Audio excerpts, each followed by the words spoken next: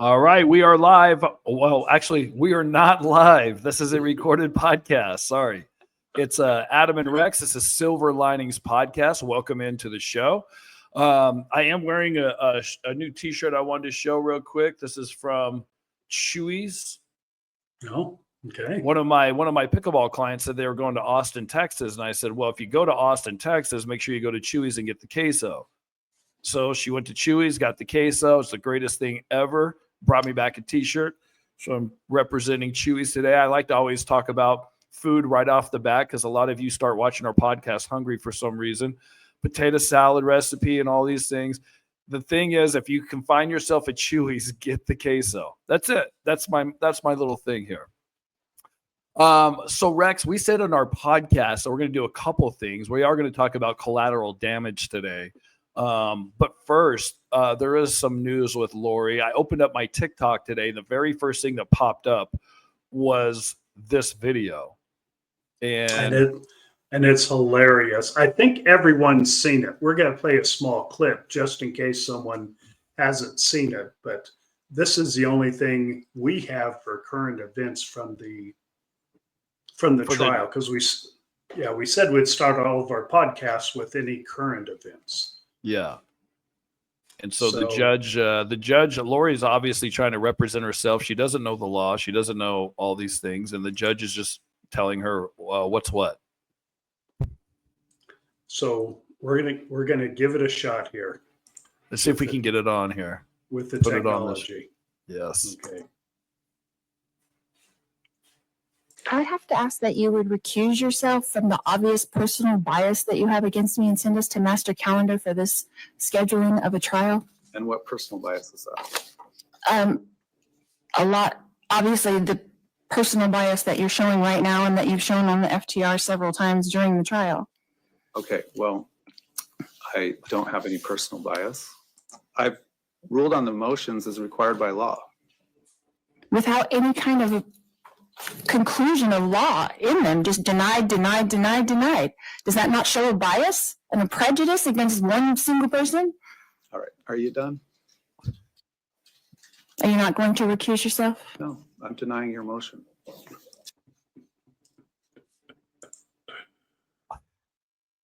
I am loving that. Is that not a mic drop moment?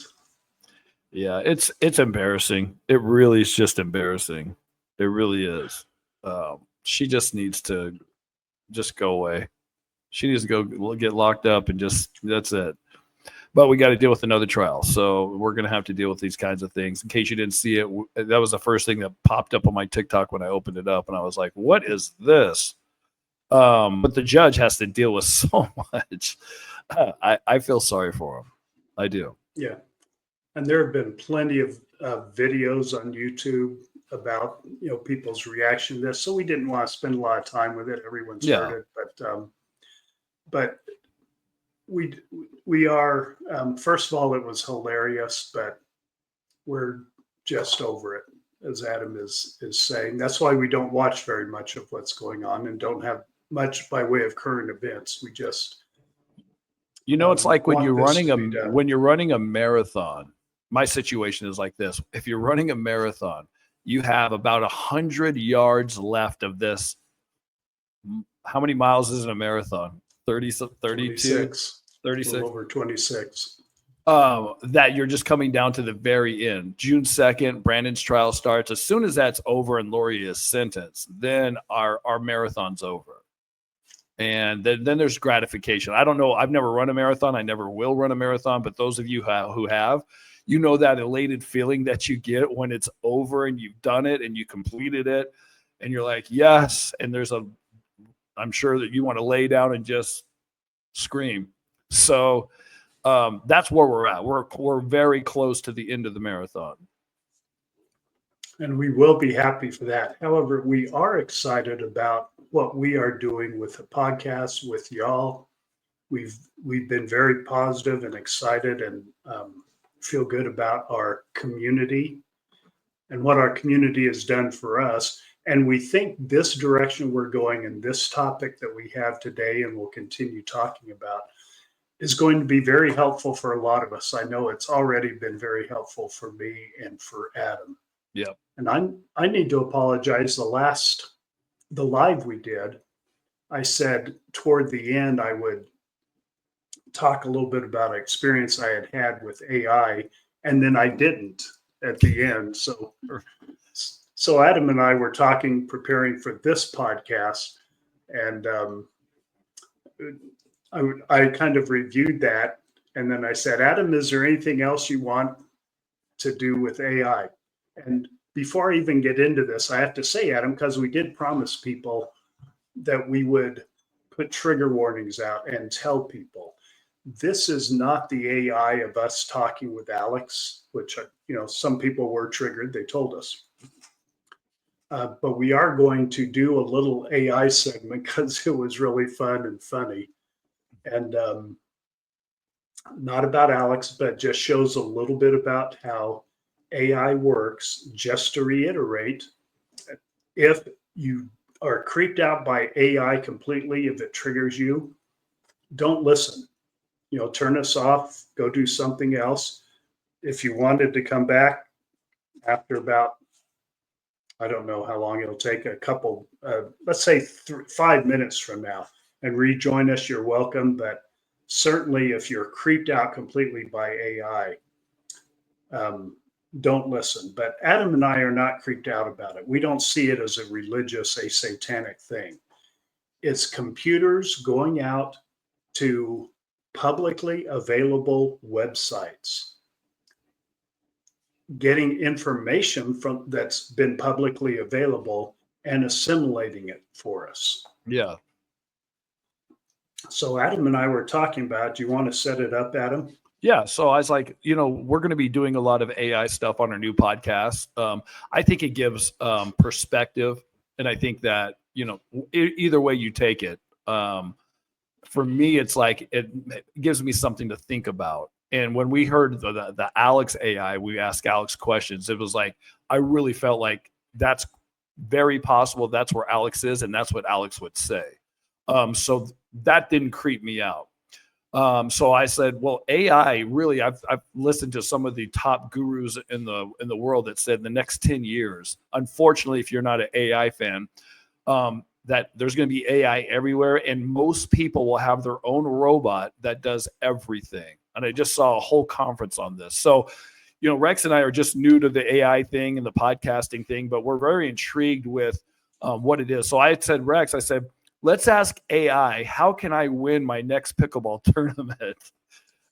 And so I have AI. I don't use it on my phone very often, but I can have conversations with it on my phone. So I said, hey, AI, how can Adam win his next pickleball tournament? Hey there. Adam can boost his chances of winning by focusing on a few key strategies. First, refining his serve and return consistency can give him a strong start in each rally. Second, practicing effective dinking and controlling the kitchen line will help him dominate the net game. Third, maintaining good communication and positioning with his doubles partner can prevent unforced errors. And finally, a solid fitness routine to improve agility and endurance will keep him sharp throughout the tournament. Does he have any specific areas he's looking to improve? What about footwork? How do you feel about footwork in pickleball?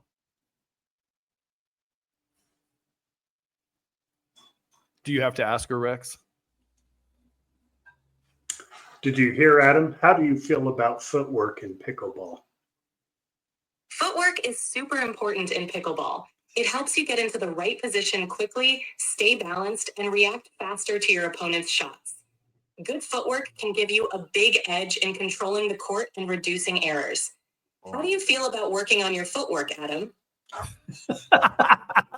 So to be honest with you, when I coach and I teach people how to play pickleball at a high level, everything that she said are words that I've already said. Every single thing that she said, I've coached those exact same words and those things. So that to me alone gives me confidence in AI. And from when we asked about Alex, It just felt like exactly what Alex would say, and a very possible thing. So I know some of you may be creeped out about AI, but I'm telling you, I mean, that's legit.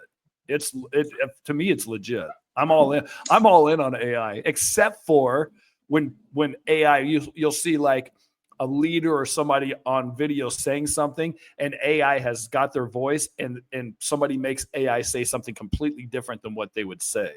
And I don't know, that's not what we're doing or what other, but I know that there's a possibility that can happen as well. So I was just about to spend a whole lot of money getting very expensive pickleball lessons from you. Are you saying I can get the same thing from my AI and save the money? Well, I'm not there to show you the hits and how to do things with your elbows in. Like, I'm not, AI doesn't know how to do that, but Okay. the advice is really good. Yeah, it is interesting, but what we want to focus on isn't what's coming out of AI. It's how can AI help us in the context we're talking about here. And so that's what our next segment is about, what AI is doing for us. And that was a verbal conversation with the AI. Last week I had just a screen conversation on my phone with AI because I was in church and I was trying to be quiet. And I think there are two ways AI helps in what we're talking about, and that is processing from terrible tragedies. And I'm not saying AI is going to heal us or cure us. And I'm not saying you should use AI as therapy. By therapy, I mean when you would sit down with a professional, trained, licensed therapist and go through whatever their approach is. I'm not saying AI should take that place. I am saying AI, for me in this situation, was very therapeutic because here's what I did. All along since we started the podcast 2 years ago, a lot of you have asked me and to Adam, if you had the chance to talk to Lori, would you? And I said, my answer has been, I don't think it would do any good because she would just still answer the way she answers now, hiding behind her delusion. I think she uses her delusion. I don't think it controls her. I think she just uses it to say what she wants to say to whomever she's talking about in the situation. And I would just hear those answers from her. And so I asked AI, would there be any benefit to me talking to my niece, Lori Vallow? And it assimilated all that information that I'm Lori's uncle and said, well, here's what the benefit to you would be. And the AI, what I got from it is there wouldn't be any benefit to Lori. I wouldn't be able to change Lori. I wouldn't be able to get a real answer out of Lori. The benefit would be to me. And Adam, let me have you comment on this point because we've had this discussion and we agree on this. What benefits would there be to me talking to Lori, do you think? Because you've been through that experience already, getting ready to talk to her, really. Yeah. I think just in general, when you think about it, what goes to your mind is what kind of questions would I want to ask her? What response that she gives to me, how is that going to make me feel? Just so you know, like, I think, you think about it, it's not going to change me or do anything, but maybe you need that validation. You need something that you can, feel when you talk to somebody in person. I don't know. Is that close? For me, it caused me to think when I actually went through this exercise of, okay, what would I ask Lori? I had to sort through and say, what would I ask her? And what I would want to know the most, I realized, was about our subject, collateral damage.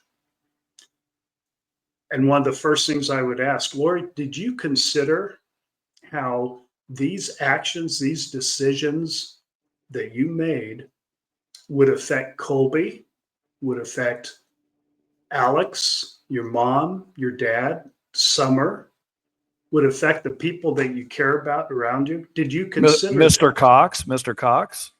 Yeah. Me? Yes, the You're a Mr. Cox in your You're a life. strange brother who's a zombie or Dark Five. And, I don't think it doesn't matter what the answer she had would be.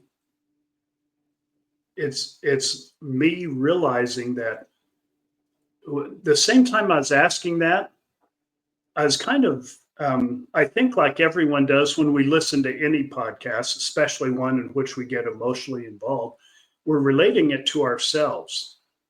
And it caused me to think about possible collateral damage I've caused in my life, by decisions I've made. I've been divorced twice. There's collateral damage. Adam, why don't we pause for a second and define once again, you defined it real well last podcast, what we're talking about when we say collateral damage. Just dawned on me. We need to have the same definition of the people listening to the podcast. There's a movie with Arnold Schwarzenegger called Collateral Damage, and different definition. For us, collateral damage means, somebody makes a decision in your family, your coworker, your wife, your husband, your neighbor. It could be really anybody, but the collateral damage doesn't just have to happen for that person. They're going to suffer consequences. Lori's going to suffer consequences, but the problem is when collateral damage is, the rest of us also suffer consequences without even making a decision. So, it just goes further and further. So the closer you are to the collateral damage, I think the harder it is, but the further away it goes, it could go all the way to like complete strangers. Like when we started this podcast and we had complete strangers reach out to us and say, this has broken my heart. This story of your family, my heart is broke. I can't sleep at night. That's collateral damage. And for our family, there's plenty of people in our family that do not speak to each other. Before Lori made these decisions, we were all a pretty close family all the way through and through. Now nobody knows who to trust. Nobody knows who's lying and who's telling the truth. We don't know who knows what. We get angry at decisions that people made, now that we're finding things out. There's a lot of anger and trust issues, and it takes away from the love. In families, you're supposed to love everybody, and there's a bomb that went off, and it's just this is collateral damage for our family. It's not just that Lori's in jail and we're never going to see her again and she's changed to this person. It's not that just Alex is dead and Tylee and JJ are dead and Charles is dead and Tammy is dead. Those are all tragic things, but it's also what happens now that we have to live through all these things. And with all these different perspectives coming and who's involved and who did what, and we're just never going to have that love that we had before. I mean, I hope we can figure it out, but I don't know if I'm ever going to feel the same way about people in our family. And I don't know if they're ever going to feel that way about me either. So as Adam said, the damage was to the direct victims, and it's horrific. We aren't talking about that now. We're talking about the damage to everyone else, the unintended consequences. A lot of times when we make decisions, if we don't consider other people that will be affected, if we're just focused in on the point of our decision, we aren't considering what will happen to everyone else. Now, those of you that have been divorced, just why I'm talking about that. I'm using that as an example because it's so emotionally involved for everyone. And when my first wife and I were making that decision, we processed it for a few years. And I'm not saying you should get divorced or should not get divorced. I'm not weighing in any judgment on that. You each have your own individual compass and should do what you feel is right. But we processed it so long because there's more to it than just do we end our marriage. There are children involved. And we know a lot of people, even a majority of people, who choose to stay together so they don't damage the children, so they don't cause the collateral damage. They take that on themselves. Again, I'm not saying right or wrong. I'm just saying when we consider the collateral damage, we're more likely to make a good decision. When we do not, we're using this case, we're using Lori and Chad and Alex especially as people who didn't consider collateral damage. I really believe, Adam, and you and I have talked about this on numerous occasions.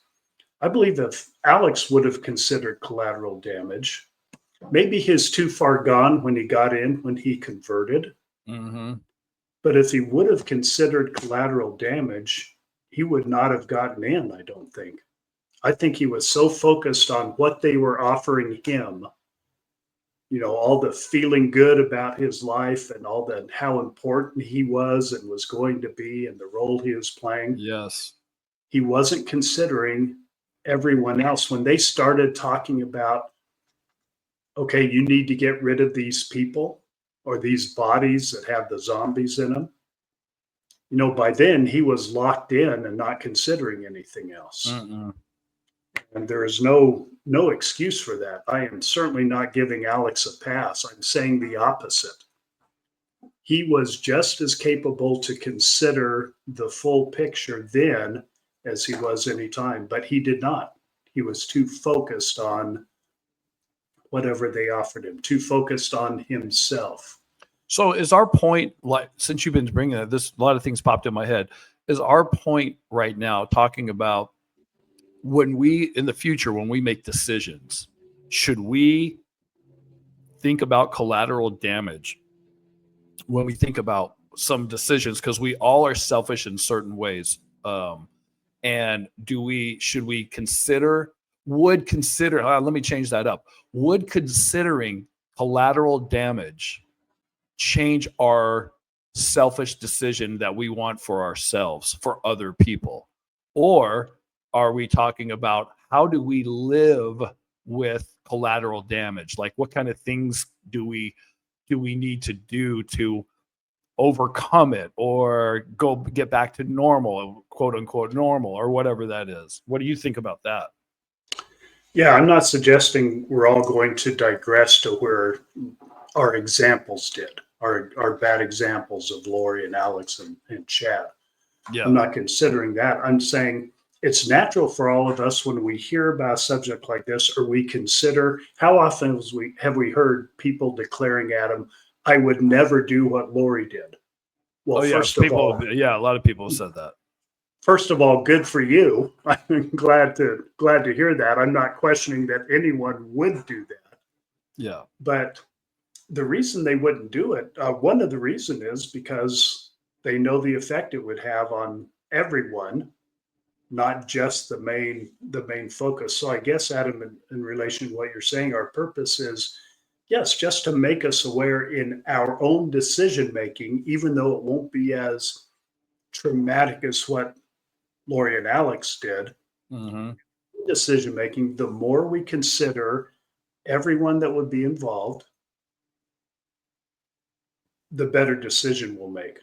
The problem is the natural part of us, the more we get into survival mode, and I'm not a therapist, so I'm not going to go too far with this. I just think something we can all relate to is the more we think about everyone around us, the less we'll be focused only on ourselves, especially when we're in survival mode and we're hurting and we're just lashing out or wanting to stop hurting. People that take drugs to stop hurting. I get wanting to stop hurting, but they don't a lot of times consider the collateral damage it's going to cause. Yes, that's a great point. Maybe when we making those decisions, the more we can force ourselves to get out of our own immediate needs, and I know that's hard, the more we can, the better decision we'll make, I think. Can we ask AI what's the best practice to to process collateral damage? Well, I don't want to do too much AI on this program. Oh, okay. Sorry. But in fact, I I'm did ask intrigued that with it. question. Did you really? Yeah, I am. Oh. And it gives good. That's why I say it's I very like it. therapeutic. Yeah. It's just It's not like it therapist, doesn't, right? just like it doesn't replace having a good pickleball coach. I'm not saying it replaces seeing a therapist. I'm just saying it's very therapeutic. But whether you're using AI or not, considering collateral damage, that's one way. I said there are two considerations that pointed out to collateral damage. One is us considering it on our own, and the second one is maybe understanding these people that made these decisions a little better and understanding if or why not. Maybe, Adam, we shouldn't be looking at people that made these bad decisions. If we knew people that didn't kill other people, Right. that maybe were in that situation, that would probably be more instructive. But they aren't publicly available. We don't know those stories. We know these horrific, horrific tragedies, and we all want to make sense of it. We all want to know, why did Lori, why did Alex, why did Chad do what they did, these horrific, horrific crimes? And I think there's something to the therapeutic value of saying, what if? What if they would have just considered at this moment, if they would have considered the collateral damage? And maybe that'll help all of us. Yeah. And another thing people are talking about is collateral damage and how far this collateral damage went. Think about Chad's family, our family, Tammy's family, Brandon's family, Colby, just the collateral damage, just it goes in all these different directions. Charles's sons, Kay and Larry, like just you could just point directions and watch this collateral damage. It goes on past them and the people that, maybe they're coworkers. Like, I think half the people that I work with know about my family situation and the other half don't. And I don't go around telling everybody about it because it's just not something that I talk about unless somebody, unfortunately, I guess a 2020 aired last Friday. And it was the 2020 that I did like 2 years ago or 3 or 4 years ago. And they added new stuff with Lori. So I know my boss had said, "Hey, I was watching 2020 the other night. I saw you on there. I heard your voice." And I was like, "Oh, okay." So then so there's another collateral damage. There's another person added to it, you people you work with, people that, and so that collateral damage just goes all over the place because, and how to deal with it. How are people uncomfortable with it? How do what do you say to people? There's a lot of things that, are unknown when you have to go through all this collateral damage. And like you said, Lori, Chad, and Alex, they're, in jail or dead. So there's really no consequences for all of us, what we have to face. They're already facing their consequences, but we all have consequences now that we're dealing with. And I guess it just comes with the territory. It goes, you're talking about using good examples, family members, all those consequences or collateral damage. And it goes to everyone who got emotionally involved in this. There's damage in it. I think often of the law enforcement people, the way they described how they were digging in the earth, trying to find pieces of Tylee's remains and what that did to them. Yeah.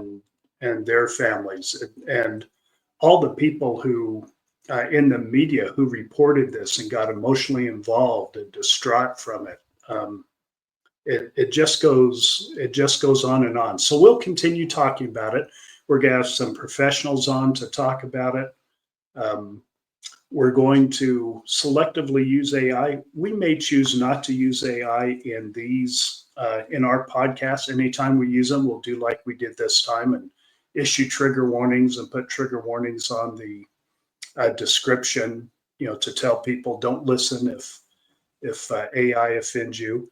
But I think if we do what we did before with the Alex AI, we'll probably do it on a different channel, maybe under a different name of the podcast. Yeah. Um, We'll call it and the AI podcast. we do see some benefit in that, so we'll probably separate it, not have it on this channel, which we like everyone to feel safe on. Yeah. So, but any little bit of it, we will warn you, so you don't have to listen to that. So thanks for being with us, just to help us wrap up that episode of introducing it, and some people not reacting negatively to it. We hear you. We understand. We're going to continue on, just not in this podcast necessarily. So Yeah. we'll keep you posted on that. And then we'll be doing a live podcast next weekend.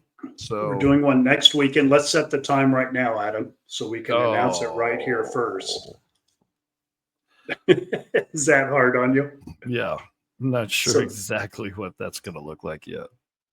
So probably next Sunday. That's been our pattern, has Yeah. Sunday, probably later in the evening. I'm not sure exactly what time yet, but I will let you know. Okay. Can we set a target time, and that's the earliest we'll probably do it, so people I'm guessing earliest time that I could probably do it next Sunday would be my time, 6, which is late for everybody, I think. okay, that's Memorial Day weekend, Yeah. so that's 6 o'clock Pacific time. That'll be 7, 9 8, Eastern. 9 Eastern time. Yep. Okay, so we're going to plan it for that time, 6 o'clock Pacific next Sunday. Is Sunday the best day, Adam? Yep. Okay, so next Sunday it is. We'll see you then. All right. So bye, everybody.